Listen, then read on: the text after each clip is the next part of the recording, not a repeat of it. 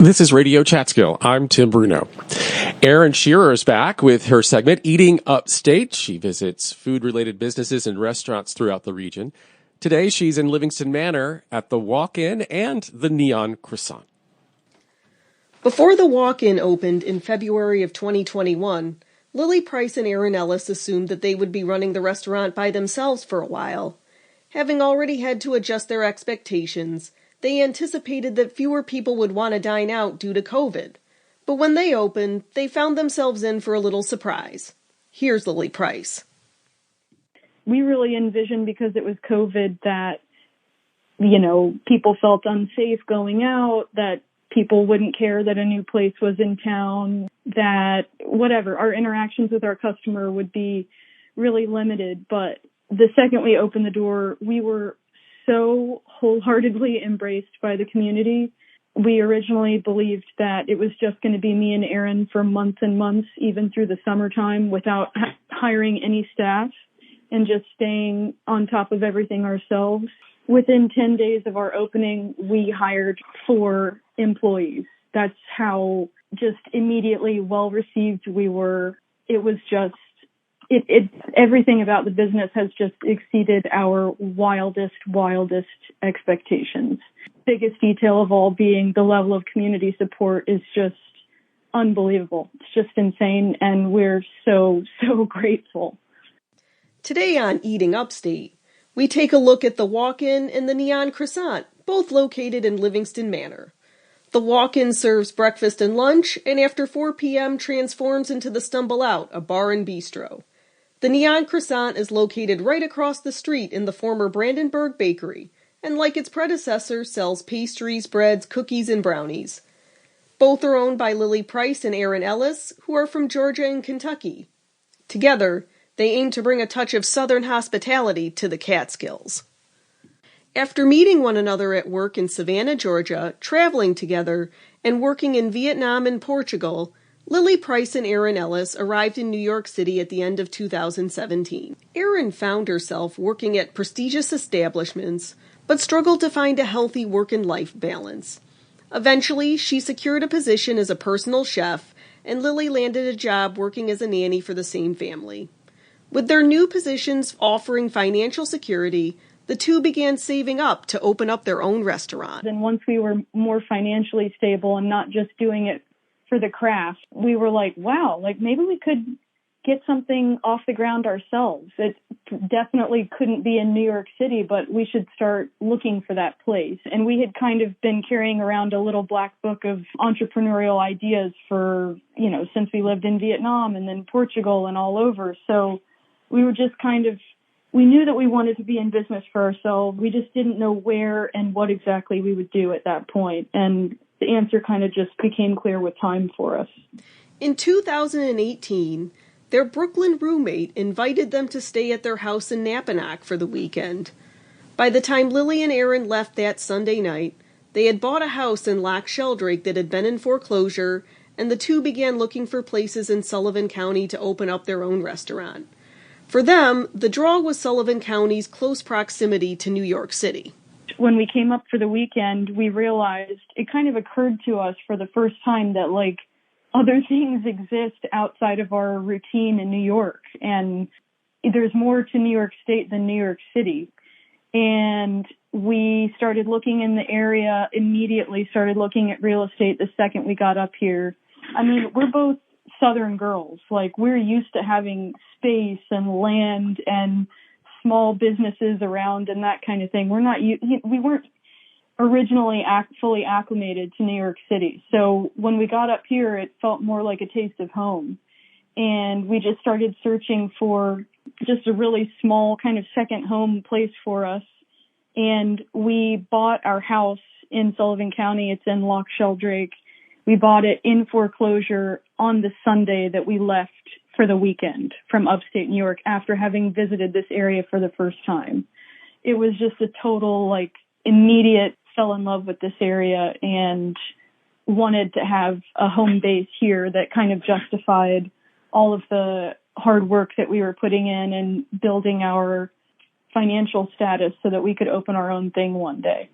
Just being based near New York City, we knew that we would always have private work carved out for ourselves. Like if things all went south at the time, we were thinking we always have that backup plan there. Like Erin can always do a summer stint in the Hamptons, do private chefing for a couple families out there that she had already worked for ages, or I could go back in and be a nanny for a friend of my old boss, kind of like our network was just really strong in the city, and it was just this amazing backup plan. And once we were based full time up here, could just kind of pick and choose the jobs that we wanted to go take in the city because our cost of living was so much lower up here than it was being based in Brooklyn. So it just gave us a really good, like enough separation from the city to keep our minds right and keep our focus on doing something for ourselves eventually, but close enough that we could always tap into our network and go make some money on a quick job or whatever needed to be done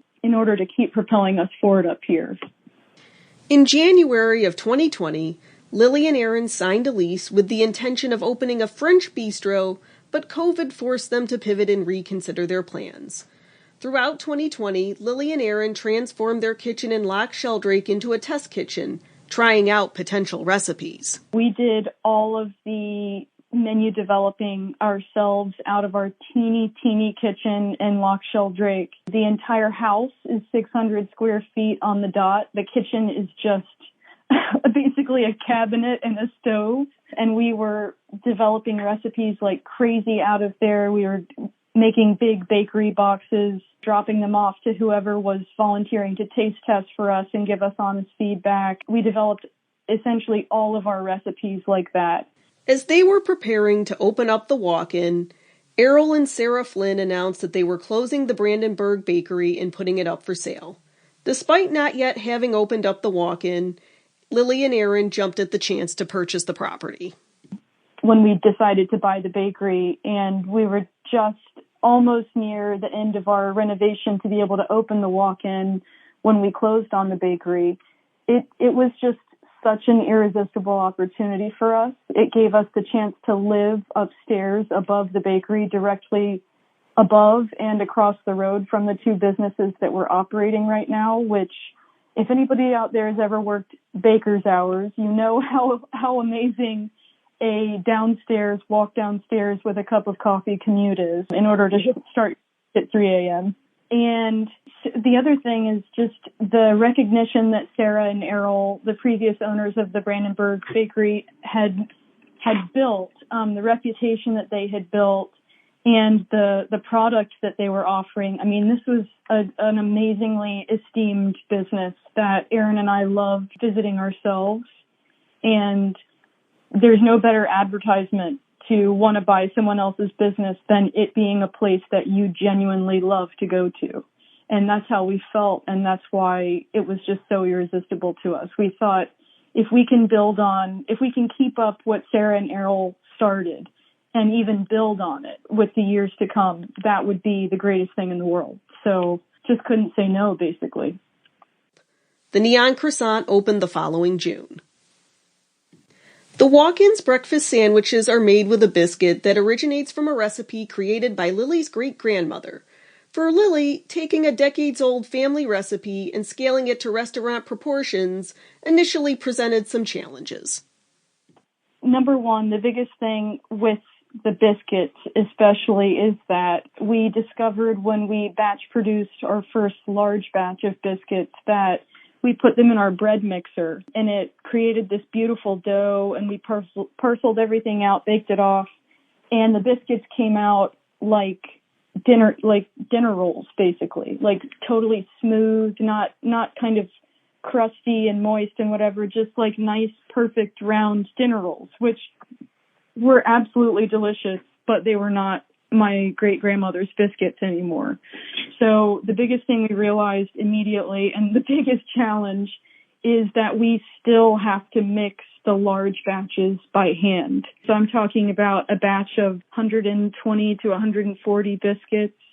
We are turning that over and incorporating all of the dry and wet ingredients by hand. The bowl itself, the biscuit bowl, weighs, I think, 80 pounds. It's a no-joke recipe to do in a large format, but Aaron and I were really determined to make them exactly as they're meant to be made. So we still mix them by hand every single day. According to Lily, everything baked is made in the Neon Croissant's kitchen, and everything cooked is made in the walk-in's kitchen. Eggs are sourced from Channery Hill Farm in Callicoon Center, brisket and bacon are sourced from Catskill Smokehouse in Delhi, and smoked salmon is sourced from Catsmo Artisan Smokehouse in Wallkill. Produce is sourced from a variety of farms, including the Neversink Farm in Claryville, the Somewhere in Time Farm in Liberty, and Heller's Farm in Germantown. Neversink Farm is huge for our heirloom tomatoes that we use in the summertime. I feel like that really puts us a leg. It's a shockingly noticeable quality in flavor. So I would love to mention Neversink Farm. Somewhere in Time we source tons of root veg from them in the winter, greens and everything else in the summertime. They're great to us too. And then Heller, I get tons of fruits from them for the bakery and whatever special we run as well. Like we did a peaches and cream biscuit special last summertime. That was a huge hit, like a nice sweet, kind of like a peach cobbler riff. And we got those peaches from Heller, and those were killer. So yeah, those are the big three, I think. In the latter part of 2021, they opened the Stumble Out, which is located at the front entrance of the walk-in. For Lily and Aaron, this brought their original concept of having a French bistro full circle. The Stumble Out concept was really our way of getting back to what we originally, when we signed the lease, New Year's 2020, before Corona was a word that anybody used for anything besides beer, we had envisioned that space would be a French bistro. That's what we signed the lease imagining that space was going to be used for. And then when Corona hit, that kind of cozy elbow-to-elbow bar and bistro that we had envisioned just wasn't viable anymore with everyone's sensitivities about being super snuggled up next to a total stranger who may or may not be wearing a mask and all of that. So we knew that we had to build a concept that was a little bit more casual and easy to call over the phone, place an order, and have no contact. And that's kind of how the concept for the walk-in was born, was out of totally adjusted plans, a diversion away from what we had originally intended. And the Stumble Out is our way of circling back to that idea, kind of providing a higher level of a more sophisticated fine dining experience, and just with an incredible bar program that's run by our head bartender, Andrew Yost. So it kind of gets back to that original plan that we had for the space, and we are so happy to see it used that way. Very recently, we've gotten a renovation done in the front area of the walk-in from the Main Street entrance. We got our floors redone, a very important upgrade from just painted subflooring. And we also got this beautiful back bar built out. So now we are able to operate as a full-service restaurant and bar at night out of the same space that you come into to order a biscuit and a bagel and a hot cup of coffee in the morning. The room just turns over and it becomes the Stumble Out at night. And we're open at the Stumble Out from 5 to 11. So the point is, we give you a whole day of possibility from 8 o'clock in the morning when we open, go for bagels and biscuits, and then at nighttime come have a gorgeous craft cocktail and a plate of escargot and whatever the special for the week is. The walk-in is located at 67 Main Street in Livingston, Manor, and the Neon Croissant is located across the street at 66 Main Street. I'm Erin Shear. Eating Upstate is a production of WJFF Radio Catskill. Thanks to Erin Shear. You're listening to Radio Chatskill, and I'm Tim Bruno. There are lots of art